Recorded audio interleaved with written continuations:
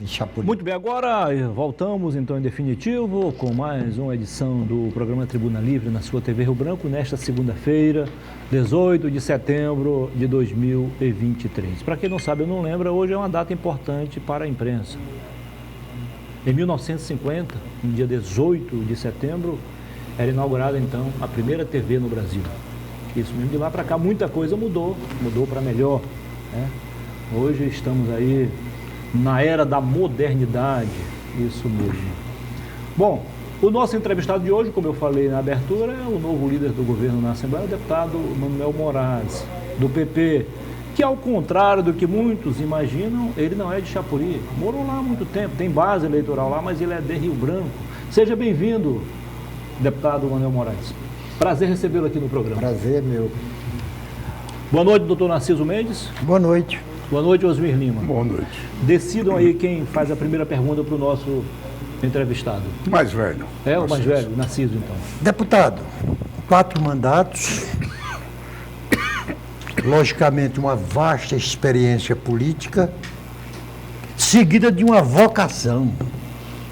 Porque muitas vezes você entra na política por acaso, né? Mas é vocacionado. Mas eu vou fazer uma perguntazinha que está na moda. O deputado Manuel Moraes é da família do atual ministro do Supremo Tribunal Federal, Alexandre de Moraes, ou não? Não. Não somos. Nós temos família Moraes em São Paulo, que foi há muito tempo, sim, mas não somos. Eu tive com o ministro, quando ele era ministro da Justiça, eu tive com ele numa audiência lá. E já percebemos que ele era uma pessoa muito atuante, muito capacitada. E está mostrando isso aí hoje, né? Gente, eu esqueci de falar, são tantas coisas. O senhor fez me lembrar aí nessa sua visita. À época, o senhor certamente era o primeiro secretário da mesa diretora da Assembleia de fevereiro de 2015 a fevereiro de 2019. É isso? Exato. Foi o primeiro secretário. Quer continuar respondendo essa pergunta do Narciso ou é melhor passar para Essa outra? já foi, né? Não, Osmir, sabe por que é que eu faço essa pergunta? Sim. Porque quando o sujeito é não sei o que da Silva, porque quase todo mundo é da família Silva, né? É. Souza. É. Já Moraes já é meio... Aliás, tem uma família lá em Cruzeiro do Sul, que é a família Moraes, eu sou muitos amigos, né? Muita gente viva lá. Que pode ser que de repente haja. É como Albuquerque. Albuquerque eu vejo em toda parte, né? Osmir, você sabia que lá na minha cidade natal tem uma praça chamada Albuquerque Lima? É. Será que foi alguma homenagem a seus Mas o antepassados? Osmir tem uma variante, você é da Albuquerque, né? Não, mas ele tem razão, isso aí é assim. Eu li o livro Os Albuquerques, foi publicado pelo Nordestino. Vai cuidar que o entrevistado é ele, hein? Pode ficar à vontade, né? E lá conta muito dessas histórias lá do Nordeste. Mas vamos lá, eu fui surpreendido, sinceramente, Moraes, deputado. Eu não sabia que você tinha sido do IBAMA. Eu vim saber agora, para minha surpresa e minha satisfação. Você é um homem ponderado. Aqui no Acre nós estamos enfrentando alguns problemas. E eu gostaria de você, como um profissional, né? E responda com a misto de profissional e deputado. Nós temos 2 estradas que o governo está tentando levar em municípios isolados, Jordão, Porto Walter. Você sabe tanto quanto eu que na época do Rio Seco, a pessoa adoecer é uma coisa terrível trazer para as cidades melhores adequadas na saúde, né? Sair de Porto Walter, Taumaturgo, agora tem pista de pouso, mas só para quem tem condições. Agora uma estrada, são poucos quilômetros, conta 90 quilômetros de uma, né? E 90 e tantos quilômetros da outra. No entanto, o IBAMA, ele dá parecer contrário sobre a questão de meio ambiente, quando nós sabemos que o governo pode proteger as laterais dessas estradas, ninguém ocupa. Ninguém ocupa as estradas. Se ocupar, nós vamos tornar ilegal e tirar as pessoas de lá. E deixar aquela estrada para servir aos nossos ribeirinhos. Qual é a sua opinião sobre isso? No caso, a estrada ela nasceria como um turismo, né? Sim. O que é que acontece? O órgão ambiental, e ele é para fiscalizar, se dá um dano ambiental, mas como é que resolve? Como é que vamos mitigar? Como é que vamos diminuir esse bem ambiental, esse mal ambiental? Porque, em primeiro lugar, está o ser humano no ambiente. Então, uma estrada daquela, ninguém pode empatar, que nenhum acreano brasileiro tem acesso por estrada. Não pode, porque é um direito de ir e vir, que está na nossa Constituição. Agora, o órgão ambiental tem de ver os problemas e como é que diminui esse dano ambiental. E, então, é isso. Quando eu fui chefe do IBAMA, eu sou ponderado, eu fui para Chapuri após a morte de Chico Mendes, porque dava muita confusão, os sindicatos muito fortes, os seringalheiros e os fazendeiros muito fortes. E eu fiquei amigo de todos. Bem, tem um problema, como é que se resolve? Vamos ver aqui dentro da lei, dá para resolver? Dá, não dá desse jeito, dá de outro.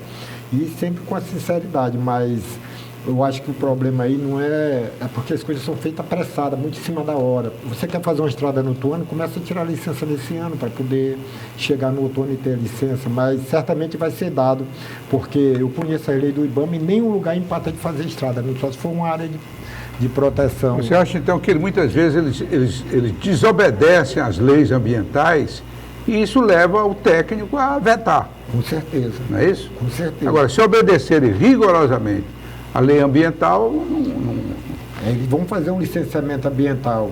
Os técnicos estão preparados para faça desse jeito, mas não, jamais o IBAMA vai dizer que não pode ter uma estrada para o Jordão, ou para Marechal Tamaturgo, ou para Santa Rosa. O que tem é de uma licença leva tempo, então a pessoa vai preencher todo o requisito e não querer fazer na hora. Eu vi aquela questão de Santa Rosa, a pessoa já vai fazendo primeiro para depois ir atrás da licença. Aí vai dar Mesmo problema. com essas mudanças, deputado, não existe ainda aquela história do EIA-RIMA? É obrigatório ainda? O estudo, o ele relatório? só mudou de nome. O licenciamento ele tem várias etapas. Isso. Então tem de ter. Não é nada de outro mundo, porque as pessoas não querem. Se você quer fazer uma estrada Santa Rosa, no outro ano começa a fazer nesse ano a documentação, faça o pedido. Os órgãos ambientais são pessoas como nós, como eu, eles vão fazer tudo para que seja atendido. Agora não adianta você querer na marra que não pode, porque vai contra a lei, né? Eu, apesar de não simpatizar com a Marina nesse aspecto, mas ela disse exatamente o que você está dizendo aí. Ela disse: o problema é que o pessoal não quer obedecer às regras da lei ambiental. Aí é Mínima, difícil, né? Deputado Manel Moraes, a causa motivadora do seu convite para comparecer a este programa foi o fato da sua assunção à condição de líder do governo na Assembleia Legislativa. Mas em tomando conhecimento que eu ignorava que você já havia adquirido vasta experiência como funcionário do IBAMA, eu confesso ao senhor que eu não sou um xiita ecológico. E acho que a nossa região tem sido muito prejudicada em razão do xiitismo ecológico. Primeiro, Osmi, primeiro deputado, porque o xiita ecológico discute o Acre sem nunca ter vindo ao Acre tomando cerveja nos bares de Ipanema. Não há. Alguns até em Paris. E muitos deles em Paris. Mas, ultimamente, eu começo a dar razão aos científicos ecológicos, científicos. Até porque o que está acontecendo hoje, na Líbia, 20 mil mortos nas enchentes, o que está acontecendo no nosso Rio Grande do Sul, o que aconteceu o mês passado em São Paulo, a gente percebe que a natureza está castigando aqueles que a agridem. Partindo desse princípio, acende a fúria dos xiitas ecológicos nacionais e não, em que nós mantenhamos a nossa região amazônica absolutamente intacta. Fala-se até no tal desmatamento zero. É um absurdo. Qual a visão que você, enquanto um elemento advindo do IBAMA, faz e em sendo amazônica da nossa região? Primeiro, sobre esse chip que vocês dizem, o conhecimento é universal. A pessoa mesmo não precisa estar aqui para conhecer a realidade daqui, porque existe estudo científico provado. A Amazônia é muito grande. Nós temos de ter esse meio termo. Nós temos de preservar e temos de desenvolver também. Nós temos muitos recursos. Para se tornar riqueza, precisa de tecnologia e de investimento. Mas eu vou dar um exemplo aqui do Acre. Então, nós temos 15% desmatado no Acre. Todo mundo diz que isso é muito pouco. Eu estou tentando lá em Chapuri destocar 2 hectares de cada pessoa e gradear. Para ele plantar, eles estão plantando melancia, café, eles têm uma renda absurda. O nosso desmate não está sendo bem aproveitado. Mesmo para gado, tem gente que está criando 10 cabeças por hectare, com cerca elétrica e cuidando. E tem gente que está criando uma cabeça em 3 hectares. Então, nós estamos desperdiçando um recurso muito grande que nós não temos conhecimento do que pode acontecer. Isso que aconteceu na Líbia é uma coisa inacreditável. E ela pode vir outra, mesmo no Rio Grande do Sul, é inacreditável. Um estado daquele, de repente, morrer tantas pessoas por causa de uma enchente. Então, qual é o certo? Nós preservarmos, criar áreas de proteções, como temos muito na Amazônia, e onde explorar com tecnologia, explorar bem. Eu conheço todos os agricultores do Acre, mesmo dentro da reserva, ele tem 20, 30 hectares. Se colocar tecnologia, ele não cuida de 5 com a família dele e tem renda 10 vezes mais do que ele tem. Nós temos de, agora, tem de entrar o Estado. E temos de ter cuidado. Quem fala em desmatar a Amazônia toda é louco. Porque ninguém sabe o resultado. E quem fala de viver pobre na Amazônia também é outro louco. Está entendendo? Nós temos de cuidar disso. Gostei. Meu deputado, e como líder do governo, o governador Gladson, ele enfrentou um problema seríssimo que foi a pandemia. Ele teve um comportamento, eu diria, de estadista. Ele se comportou com muita responsabilidade durante a pandemia. Ele tem uma série de obras também que a população desconhece. Por exemplo, aquela ponte brasileira, você já viu aquela ponte brasileira? É uma beleza, né? O compromisso antigo, eu ainda me lembro, na época do Naboa, a gente já assumiu o compromisso de fazer aquela ponte lá em Chapuri, na Sibéria, né? E está saindo, não está saindo? Então, você não acha que está precisando se divulgar muito mais, massificar um pouco todo esse trabalho que ele vem fazendo? Ali sobre a pandemia que o senhor falou, que ele foi estadista, ele foi muito mais do que ele foi humano ali.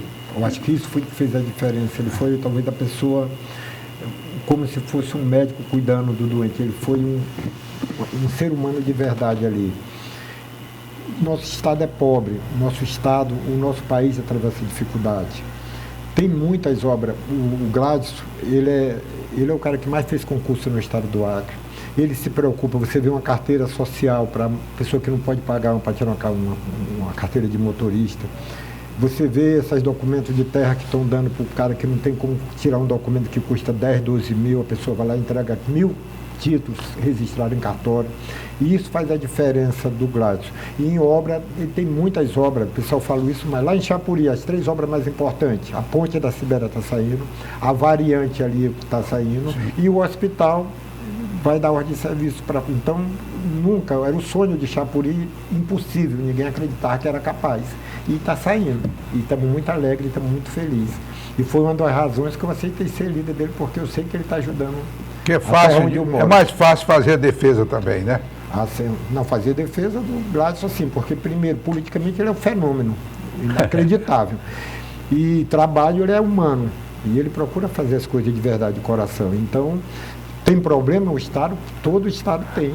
Você chega a Minas Gerais, as prefeituras em greve, o Estado mais rico, minério, ouro, café, tudo, e está em greve as prefeituras.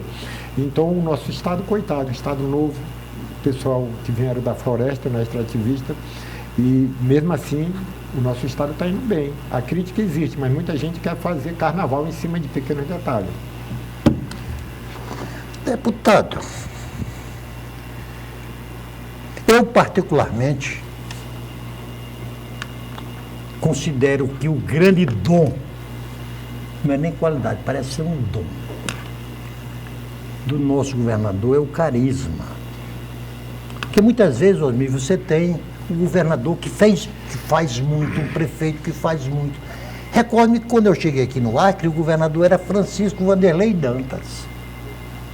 Foi o elemento, o governador, que fez as primeiras grandes obras do estado do Acre. E em compensação, depois saiu candidato a deputado federal, não conseguiu se reeleger. Conseguiu se eleger, né? Não conseguiu se eleger.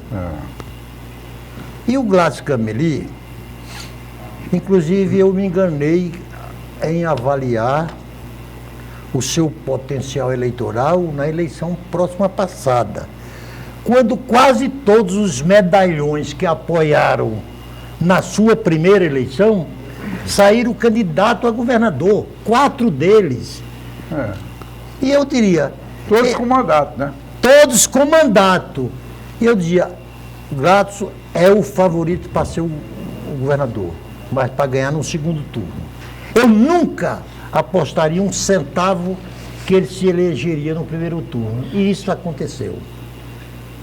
Então, eu, político, larguei pacificamente a atividade política, porque nunca fui um cara carismático, nunca fui. Eu não sei sorrir graciosamente. Não é verdade? É verdadeira, absoluta. Então, já o Gladys, ele aplaca qualquer fúria de qualquer pessoa, adversário dele ou não, quando abre aquele sorriso. Então, é assim que o senhor analisa-o e é assim que o senhor vai se comportar como assessor, líder deste governador, junto a uma Assembleia Legislativa, como todas elas carentes de favores. É assim? O deputado responde no próximo bloco, ok? Ok. Vamos ao intervalo comercial e voltaremos em instantes. E você está convidado a continuar conosco. Até já.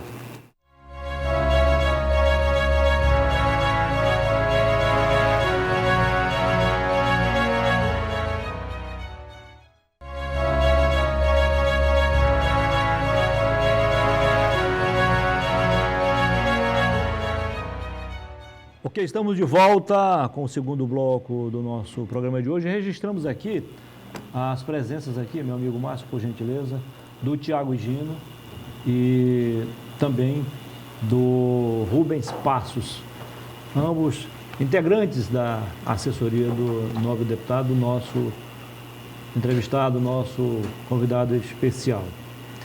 Como também registramos, mais uma vez aqui, a presença de Daniel Cabral, nosso chagista e caricaturista. Daqui a pouquinho, ao final do programa, o deputado vai levar consigo uma lembrança do programa para o senhor colocar no seu escritório, no gabinete, onde o senhor quiser, tá bom? Deputado, antes de responder a pergunta feita na virada do bloco pelo doutor Narciso, rapidinho o senhor responde uma também que eu vou fazer. Qual foi a sua sensação no momento em que foi convidado pelo governador para ser o novo líder do governo?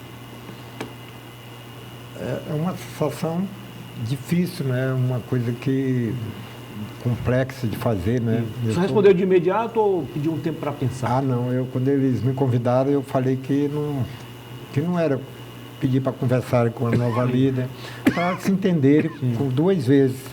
Aí, o senhor tem laços familiares com ela, né? A líder, o pai dela estudou 4 anos comigo na antiga ética, né? O Nelsinho, né? Estudava jogando bola. Mas ela é uma pessoa muito preparada, né? Uma pessoa que se expressa bem, que é uma pessoa que tem bandeiras de luta, né? E sempre que a briga não é bom, né? A briga nunca é bom. Então, por 2 vezes eu falei que, quando perguntaram se eu queria, eu falei que era melhor ela. Agora, da última, não. Eu estava no Seringal lá, pegando internet, aí ligaram. Não tem jeito. O senhor tentou, tu vai, então, tu ou não? uma Aí forma não, de contornar? não, eu estou à disposição, do governo. Agora a pergunta, rapidinho, só para relembrá-lo, doutor. Eu me lembro bem. Vamos lá. Sobre a pergunta do Narciso, aí nós temos de olhar um outro lado, um lado sério. A sorte diz que ela tem que estar junto de duas coisas, a competência e oportunidade. Então o Gladson não é só esse sorriso, não é, e eu vou dar dois exemplos. Um foi na pandemia, quando ele tomou ele apoiando o governo Bolsonaro, mas ele foi totalmente contrário. E agora, quando o Lula ganhou, eu acho que ele foi o primeiro governador que chegou lá, eu estou à sua disposição. Então você observe que não é só o sorriso, ele sabe a oportunidade e age de maneira inteligente. Tem ação também. Ação, inteligência e oportunidade. Então está muito claro essas duas coisas aí. Em outras palavras, eu diria que ele é muito pragmático. Ele é um cara que... O Acre precisa do governo federal.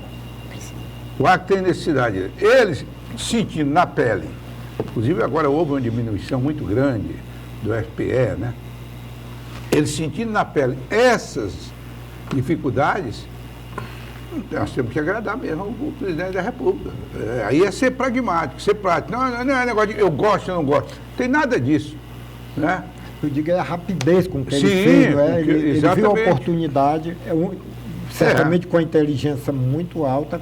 E o que nós só está falando, que seria do Acre, falar numa BR dessa, onde é que o Acre tem dinheiro para fazer BR daqui para Cruzeiro?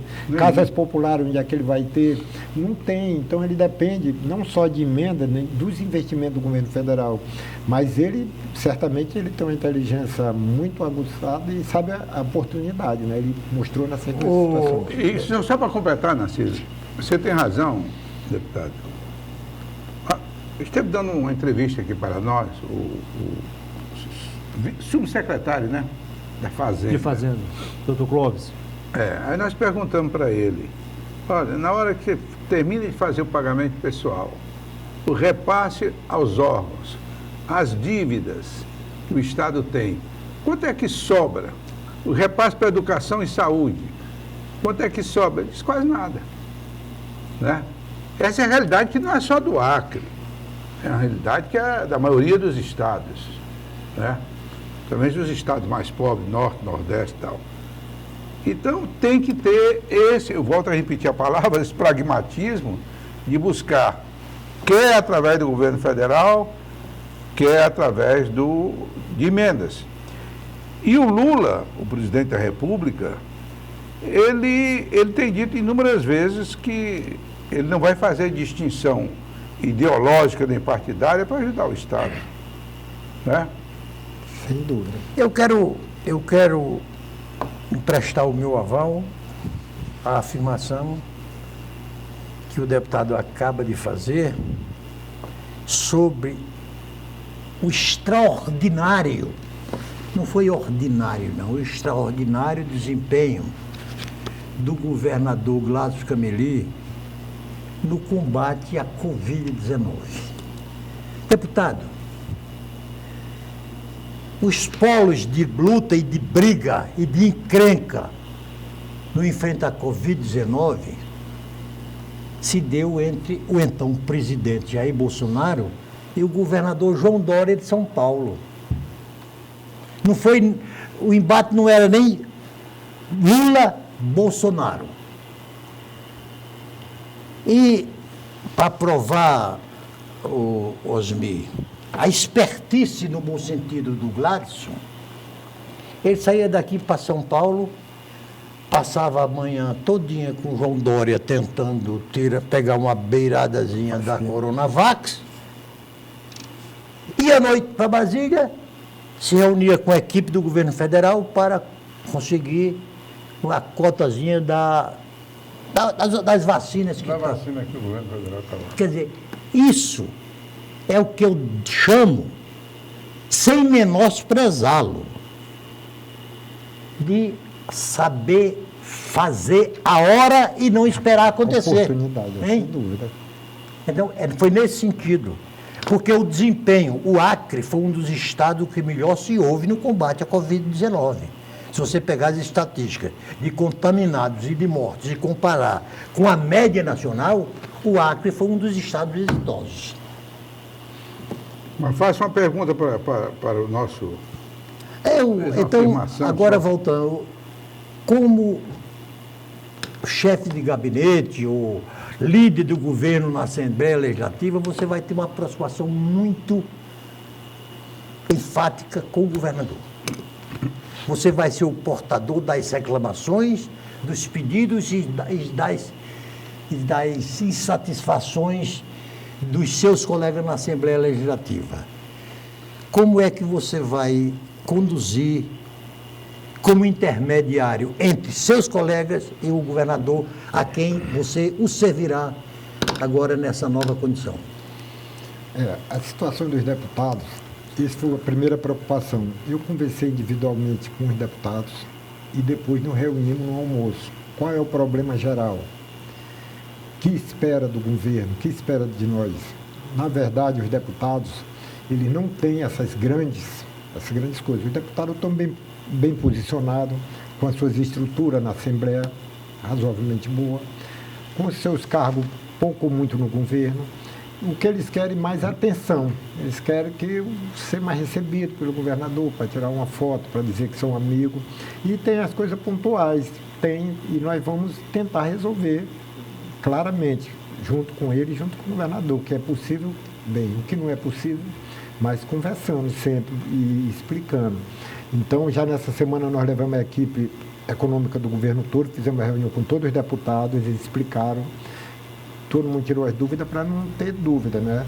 Então, essa questão dessa diminuição do repasse, que foi no mês principalmente de agosto e setembro, né, julho e agosto, mas vinha bem a arrecadação, mas agora com essa repasse que o governo federal vai fazer, eu acredito que vai equilibrar, tá entendendo? E torcemos para equilibrar, para que o nosso estado não sofra mais, uma pessoa perdendo emprego, deixando de receber, mas eu acredito que a Assembleia está bem consciente, os deputados estão bem conscientes disso, está tranquilo lá. Os deputados do Acre estão fazendo reunião para debater a questão da reforma tributária. O que é que isso vai nos beneficiar, tanto para nós como para os municípios acreanos? Essa reforma que foi aprovada na Câmara, está tramitando no Senado. O Senado é uma casa de iguais. São Paulo tem 3, o Acre tem 3. Eu não sei se os deputados estaduais estão já discutindo para levar, inclusive, subsídios para os nossos parlamentares, notadamente no Senado. Já foi discutido antes. Na verdade, essa reforma ela vem se arrastando aí há 10, 20 anos, né, que a gente discute isso. E a nossa tributação é uma vergonha, a maneira como é tributado o país, não é? Há uma desigualdade muito grande que precisa dessa reforma para facilitar, para cobrar, ser mais justo, não é? E no caso do Acre, ele ganha muito. Todos os municípios do Acre, do jeito que está a reforma, eles saem beneficiados. E o estado do Acre, né, também. Mas o mais importante é modernizar a arrecadação e ser justo. Ser justo, a arrecadação, que é uma das mais injustas do mundo, é a arrecadação do Brasil, a maneira como é feita. O pobre paga mais, o alimento paga mais do que outras coisas, né? Agora, você sabe que eu e Narciso fomos constituintes. Sim. A grande briga que nós tivemos lá na Constituinte não foi nem ideológica nem partidária. Ela foi regional, não é isso? Regional. Foi regional. Quer dizer, os grandes estados querendo muito mais para eles, em detrimento dos pequenos estados. Quer dizer, eles que deveriam combater as desigualdades regionais, eles afrontavam e queriam um aumento dessa desigualdade. Nós precisamos ter que unir Norte, Nordeste e Centro-Oeste. Unimos as 3 bancadas, não é isso? Aí a gente voltava, passaram a nos respeitar. E evitamos, Osmi, que fosse posta fim na Zona Franca de Manaus. Exatamente. Que era o grande desejo dos paulistas. Nessa reforma tem um ponto que é preocupante, que eu estava lendo. Eles criaram um tal de conselho, isso aí já comandado por São Paulo, Rio, Minas, que os membros do... O início dizia um representante por cada estado. Aí os grandes estados disseram, Muniz, não. É proporcional à população. Isso é uma loucura, pô. Já pensou um conselho desse? E esse conselho que vai decidir muita coisa. Tem uma força extraordinária. Isso é um outro assunto que eu acho que vocês deveriam também pautar e estudar isso bem, para ver se esse conselho acaba com ele no Senado. Na verdade, esse conselho, eles mudaram até agora, né, o sistema e até como comanda. O que acontece, que vocês disseram, Minas, Rio e São Paulo, são desenvolvidos, mas vai pegar o investimento que foi feito nos 3 estados, a nossa dívida internacional, de onde foi aplicado esse dinheiro, se aplicar dinheiro até o Acre viraria São Paulo, se investisse tanto que investiram lá, no Rio de Janeiro. Então, eles foram privilegiados e querem continuar sendo privilegiados. Só tem uma maneira, nós nos organizarmos, mas isso que o senhor diz é preocupante. Mas não está nesse termo, não está proporcional à população, senão acabaria tudo. Mas mesmo assim, é preocupante, porque não pode, porque nós estamos no fim da linha, nós estamos isolados, nós precisamos muito mais que o país olhe para o nosso estado, para o estado da Amazônia, principalmente que é uma questão, além de ecológica, de pobreza, né? Nós precisamos estar atentos. De pobreza. Deputado, uma perguntinha que o momento já nos empurra para fazê-la. Até o mês que vem, as regras que irão reger as eleições municipais do ano que vem já devem estarem aprovadas, né, Osmir? A intenção deles antes das eleições, né? Até outubro, antes de outubro, aprovar para valer para as eleições municipais. No seu município e, sobretudo, a disputa pela Prefeitura Municipal de Rio Branco, que é o segundo cargo mais importante do nosso estado, depois do próprio governo. O governo vai se envolver diretamente nessa disputa ou vai assistir como um diplomata e deixar que a decisão se dê em função dos acordos partidários e eleitorais? O governo, além dele ser governo, ele pertence a um partido. No caso nosso, ele é presidente do nosso partido. Do seu, né? Do PP. Então, certamente, ele tem uma obrigação com o partido, como também com seus aliados. Então, certamente, ele vai participar da eleição do seu partido. O governador trabalhou em expediente. Fora de expediente, certamente, ele vai ajudar o seu partido, os aliados, porque ele além de governador, ele é presidente do nosso partido, né? Então, na sua cidade, por exemplo, quem deverá ser o candidato apoiado pelo senhor, por exemplo? Nós temos 4 pessoas trabalhando lá e vamos fazer pesquisa a partir de agora desse mês até abril. Em abril nós vamos definir o melhor candidato do nosso partido. Pode ser do PP ou não? Não, vai ser do PP. Não, Vai ser do PP. Pesquisa é no PP, né? Vai ser do interno. Interno. Mas o PP, aqui em Rio Branco, quero crer, não sou membro do PP, está com um pequeno problema. Tem 2 candidatos, porque o atual prefeito, Bucalon, ainda é do PP.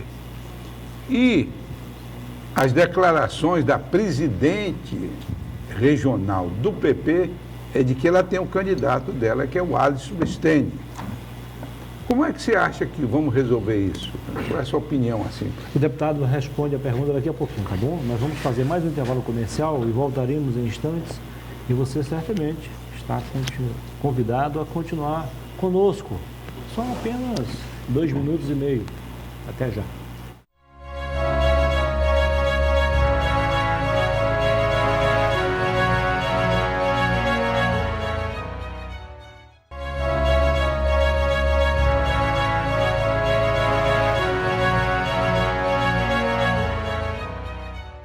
Ok, estamos de volta com a terceira e última parte do nosso programa de hoje. Tribuna Livre, aqui na sua TV Rio Branco, canal 8.1. Mais uma vez, muitíssimo obrigado pela sua audiência, você da capital e também do interior. Siga-nos nas redes sociais, @oRioBranco, ok? Você também tem acesso a toda a programação da TV Rio Branco, todo o nosso conteúdo no nosso canal no YouTube e também no nosso portal, oriobranco.net. Muito obrigado pela sua audiência, você da capital, Rio Branco, e também você do interior. Você de Bujariri, Quinari, de Porto Alegre, Capixaba, Paços de Castro, Acrelândia, Sena Madureira, onde o nosso sinal chega diretamente pelo canal 8.1. Nas demais cidades acreanas, você nos prestigia pela NET, KDTV, canal 15, pela internet por meio do portal oriobranco.net e também pelo nosso canal no YouTube, ok? Se você chegou agora, se você sintonizou o seu televisor no canal 8.1, nós estamos aqui desde o início do programa a conversar com o novo líder do governo na Assembleia, o deputado Manuel Moraes, do PP. Deputado, vou pegar a carona mais uma vez. Antes do senhor responder a pergunta feita na virada do bloco pelo Osmir, o senhor conversou, evidentemente, antes de tomar posse como o novo líder, com o secretário de governo, Alisson Bistini, que é seu amigo também.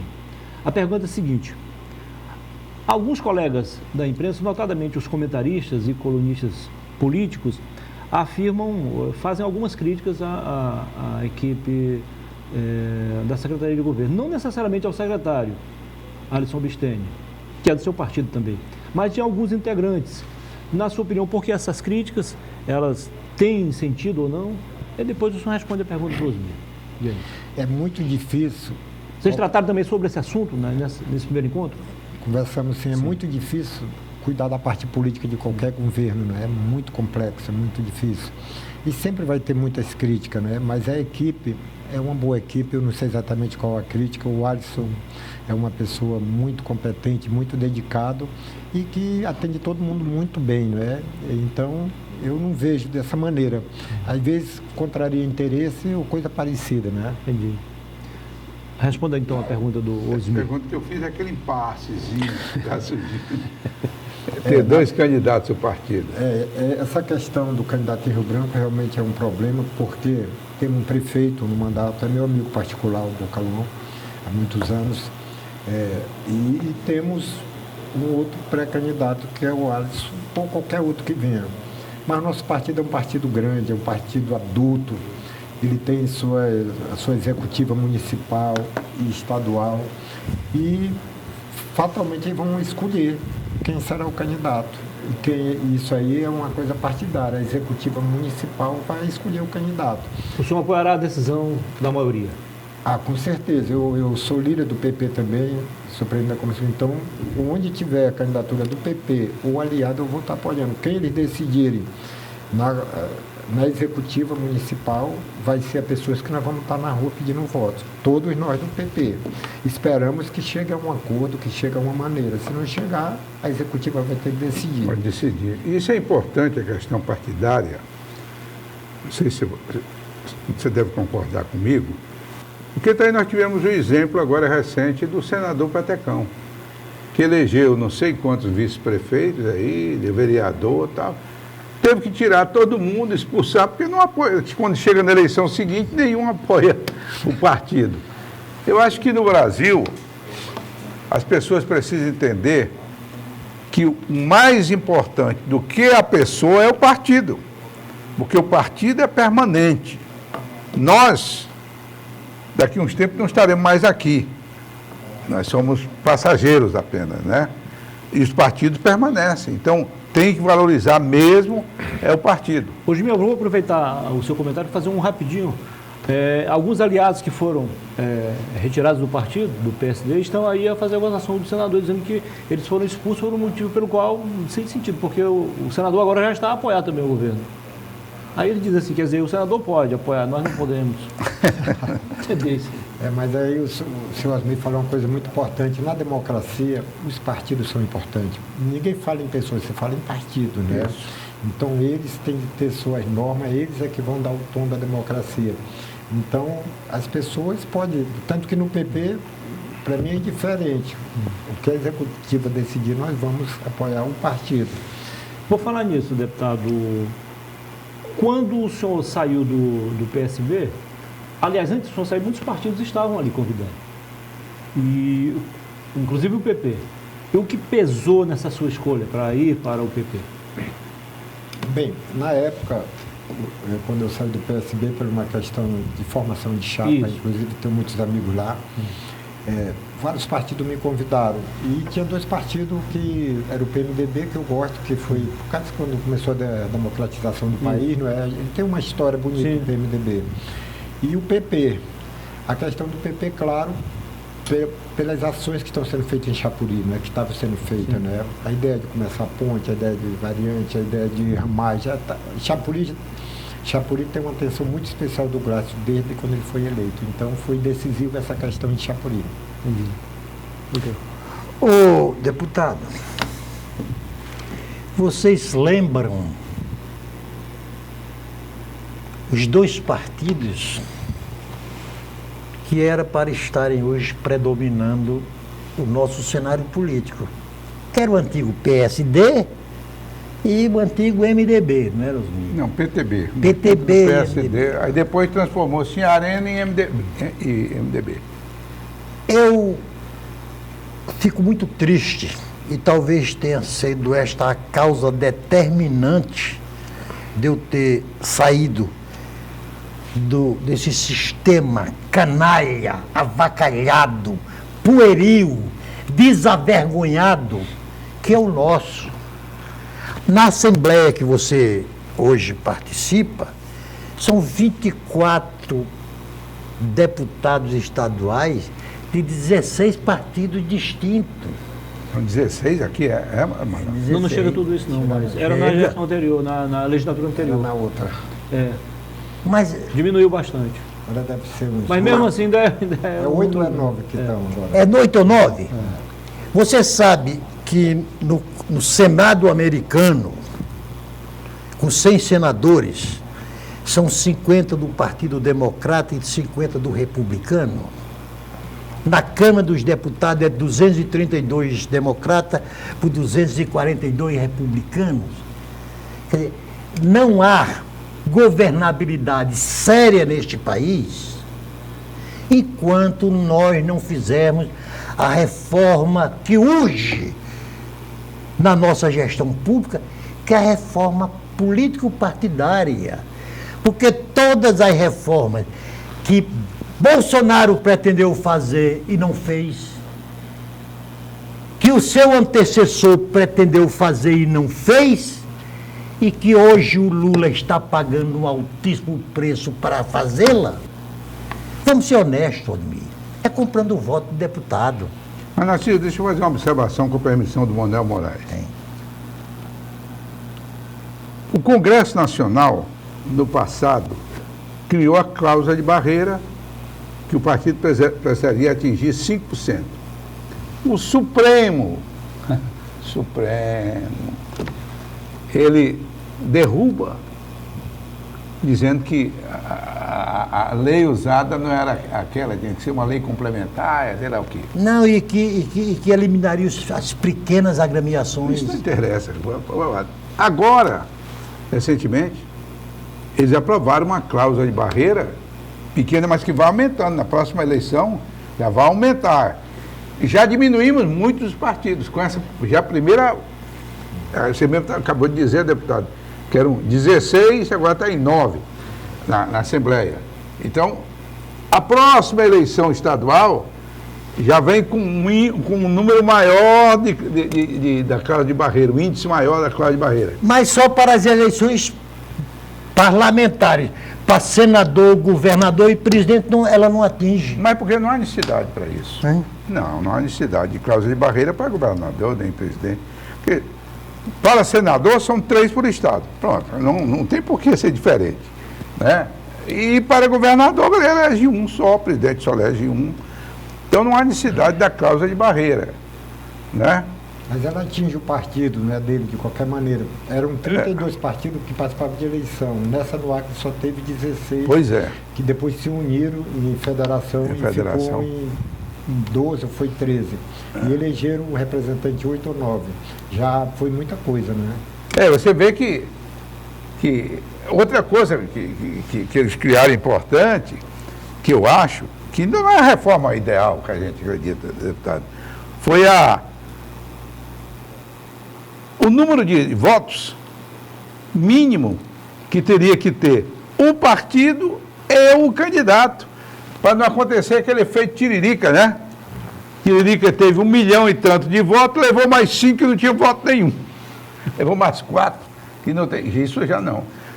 Hoje o parlamentar tem que ter um mínimo de voto para ser eleito, não é isso, deputado?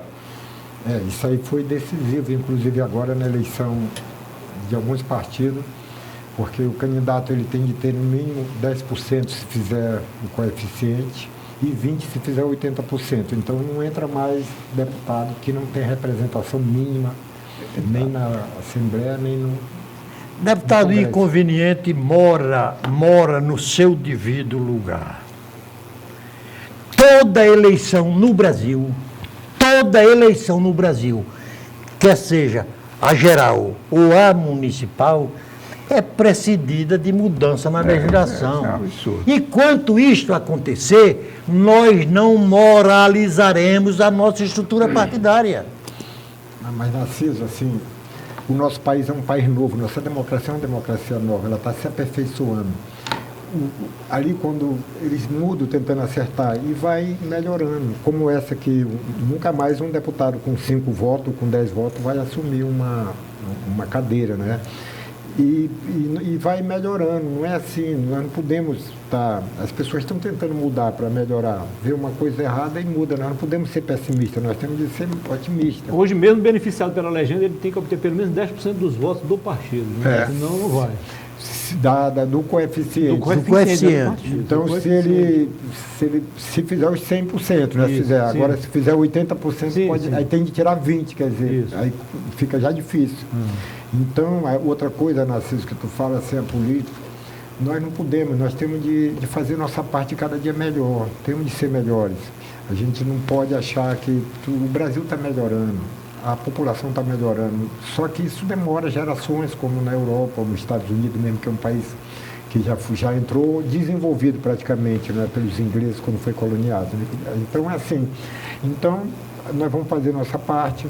A política é a única saída para qualquer crise, é a única que pode resolver um problema qualquer do mundo.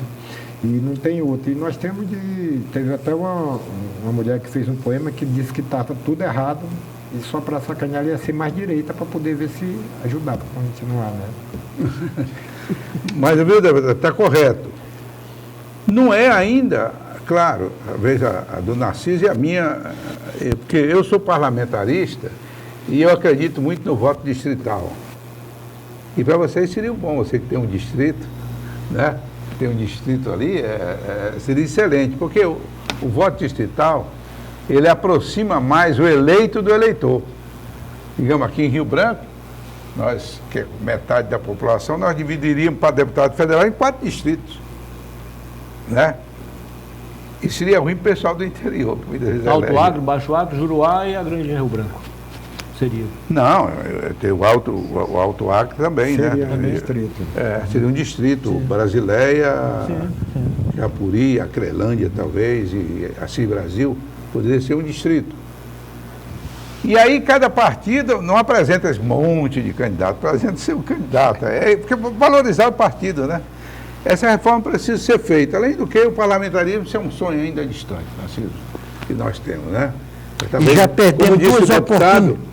Osmir, vai caminhando devagar. Já perdemos 2 oportunidades de instituí-lo e mantê-lo, né? Sim. E por incrível que pareça, quando da renúncia do Jânio Quadros e os acontecimentos que se sucederam, foi implantado o parlamentarismo, tendo como primeiro-ministro Tancredo Neves, e com a competência dele ele não segurou o regime, né? Porque foi um parlamentarismo de gabinete, não foi com apoio popular. Aí o Jango, espertamente, iam fazer um plebiscito. O povo derrotou o parlamentarismo e implantou o presidencialismo, não foi isso também? No caso aí que você fala, por exemplo, o voto distrital, ele seria bom por muitas razões. Eu estou lá em Chapuri, eu vou trabalhar naquela região. Eu não vou sair daqui lá para o Juruá atrás de voto, não é? Então diminuiria o custo e eu teria um compromisso com aquela comunidade, não é? Mas eu sou a favor de presidente, não é? Porque eu acho que tem que ter uma ordem única, não é? Apesar do parlamentarismo, o primeiro-ministro ter esse poder, né?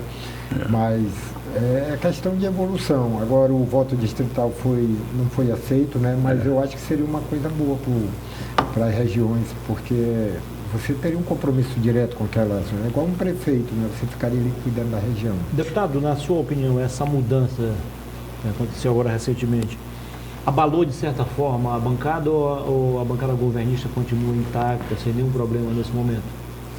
Não, a bancada está tranquila, está em paz. A própria Michelle, eu falei com ela ainda hoje, eu acho que ela não deve sair. Existe, cada pessoa tem sua autonomia parlamentar, né? Sim. Aí ela, como parlamentar, é uma grande parlamentar, o problema ali estava como líder, né? Que nem ele está dizendo. Aí como é que ela. Você é líder, você aceita ou não aceita, né? Então, mas não quanto parlamentar, mas nossa líder base. Para defender o governo. Aí então, mas a base está muito boa e mesmo as pessoas de oposição, a gente tem um diálogo muito bom.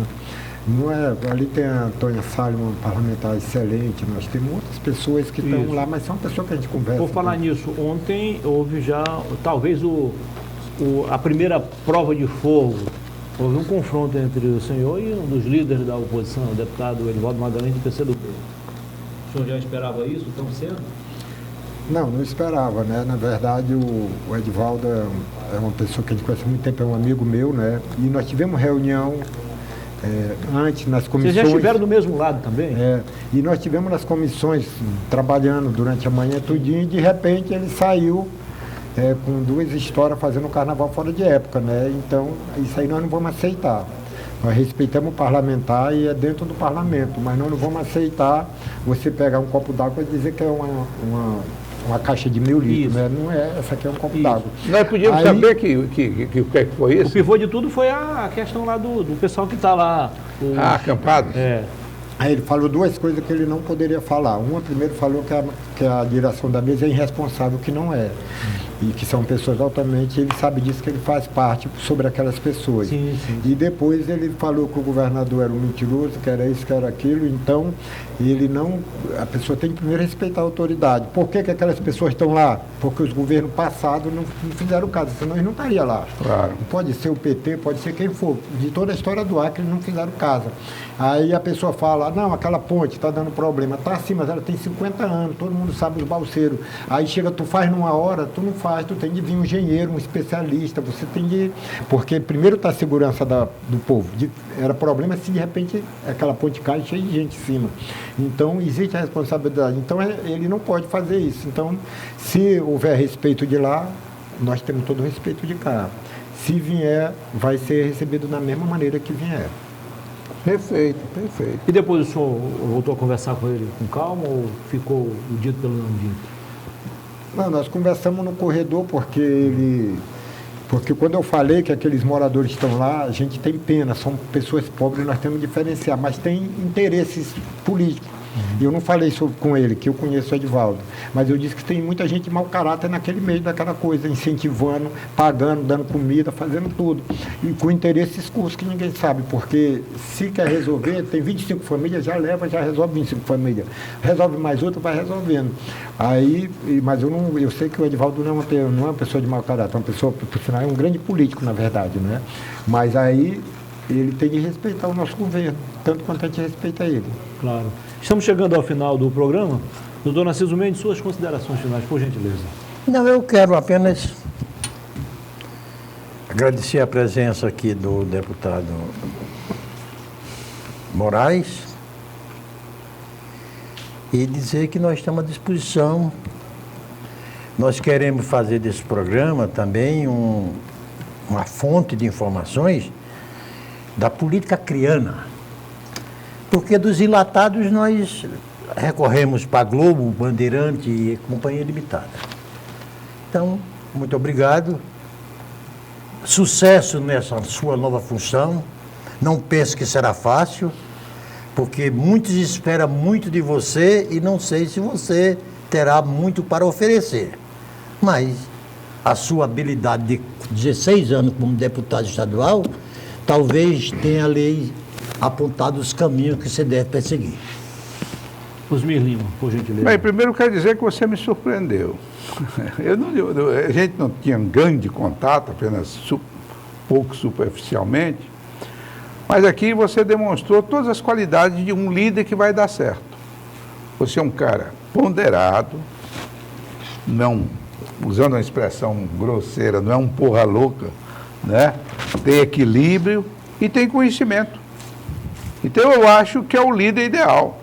E tenho plena convicção de que você vai cumprir bem esse papel.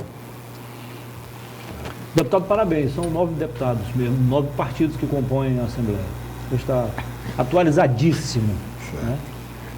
Foi um prazer conversar com o deputado. Parabéns pelo trabalho realizado e boa sorte agora nesse seu novo desafio, que é o de liderar o governo na Assembleia. A gente sabe que ali são interesses diversos, são vários partidos na base, cada um com seus interesses. No partido tem interesses diferentes, imagine partidos diferentes, né? Mas, certamente, o senhor, como um dos mais antigos na casa, 4º mandato já, saberá com competência, eficiência, exercer bem esse papel. E leve consigo uma lembrança aqui do programa, ok? Daniel Cabral estampando a arte aí no papel. Está aprovada a arte, líder? Muito, está aprovado. Eu vou botar lá no meu gabinete. Obrigado. Então, gente, olha só. Os partidos que compõem o Poder Legislativo do Estado do Acre. PP, PDT são os detentores das maiores bancadas. MDB, União Brasil, Podemos, PL, PSD, PSDB, PCdoB. É isso. Suas considerações finais, deputado. Muito obrigado mais uma vez. Bem, primeiro agradecer a você, né? Depois dizer para o Narciso e para o senhor Osmir o respeito que eu tenho por eles, conheço a história deles desde a Constituinte de 88, eu sempre fui muito. Eu estou lá na Assembleia, nós não vamos ter problema, porque os deputados sabem que nunca vou agir de má fé, na covardia, interesse meu, jamais. Eu vou estar lá pelo interesse dos deputados, do governo e principalmente da população do nosso estado, que nós temos muita gente aí ainda sem casa, sem ramais, sem acesso nenhum à educação ou à saúde. Então, eu acho que qualquer deputado que me conheça sabe que eu sou direito, que eu sou transparente e que eu vou poder ajudar eles e sempre dizendo a verdade, nunca com mentira, nunca com coisa. E Deus ajude que dê tudo certo, é uma missão, é isso que me colocaram, e tudo que me coloca eu procuro fazer o melhor possível e dar conta. E vou tentar dar conta dessa obrigação também. Foi um prazer. Deputado, ainda há tempo de corrigir. Apareceu mais um partido.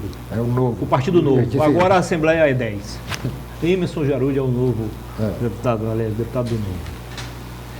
Muito obrigado, então, Osmir, Narciso e o nosso líder do governo na Assembleia, o deputado Manuel Moraes, que também é presidente da Comissão de Constituição e Justiça. E a você, principalmente, que esteve conosco desde o início do programa até o final, muitíssimo obrigado de coração em nome de todos. Tenham todos uma boa noite e que Deus nos conceda uma semana de paz, de harmonia, de prosperidade. Até a próxima segunda-feira, se Deus quiser. Boa noite.